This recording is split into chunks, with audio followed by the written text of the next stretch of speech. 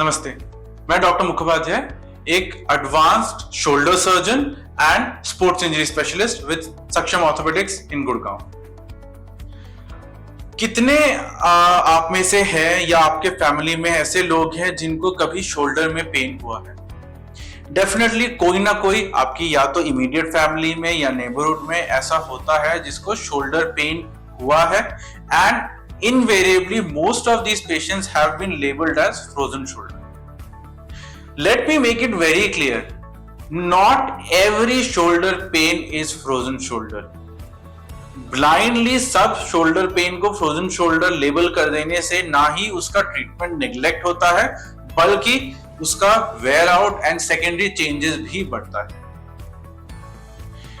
अगर आप एक पोस्ट 60 फीमेल है, पोस्ट मीनोपॉजल है, डायबिटीज है और आपको शोल्डर पेन रहता है, specially after a obvious jerk, trivial या मेजर, या कोई इंजरी जो आपको शोल्डर में हुआ है, माइनर झटका लगा है, कोई सामान उठाते टाइम जर्क लगा है, तो हो सकता है आपके रोटेटर कफ में इंजरी हो।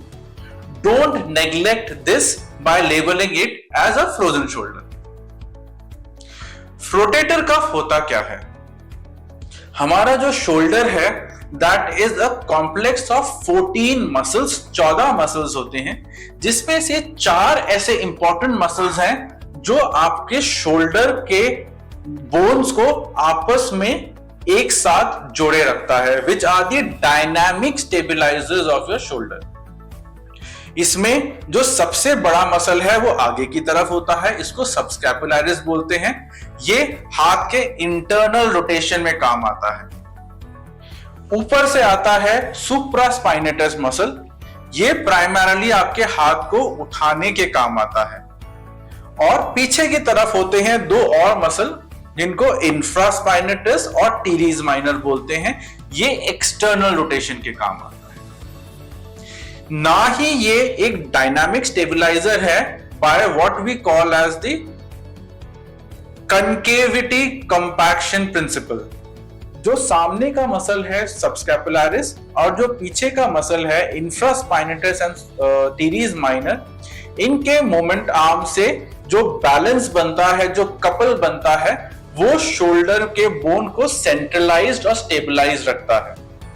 जब ये आगे और पीछे के मसल प्रॉपर्ली काम कर रहे हैं और शोल्डर सेंट्रलाइज्ड है, उस समय ये जो ऊपर का मसल है ये अबडक्शन या ये वाला उठाने वाले मूवमेंट को इनिशिएट करता है और हेल्प करता है।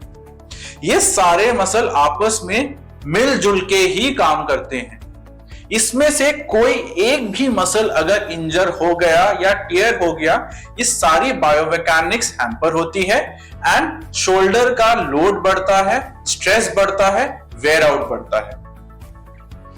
जब ऊपर वाला मसल सुप्रास्पाइनेटस टियर होता है, जो सबसे कॉमनली देखा जाता है रोटेटर कफ इंजरीज में, इसके टियर से pain, inability to lift the arm और ओवर टाइम ग्रेजुअली ये जो आर्म का बोन है ये ऊपर की तरफ माइग्रेट करता है और ये वाला बोन एक्रोमियन के नीचे घिसने लगता है, जिससे कि रोटेटर कफ आर्थ्रोपैथी, आर्थराइटिस भी हो सकती है।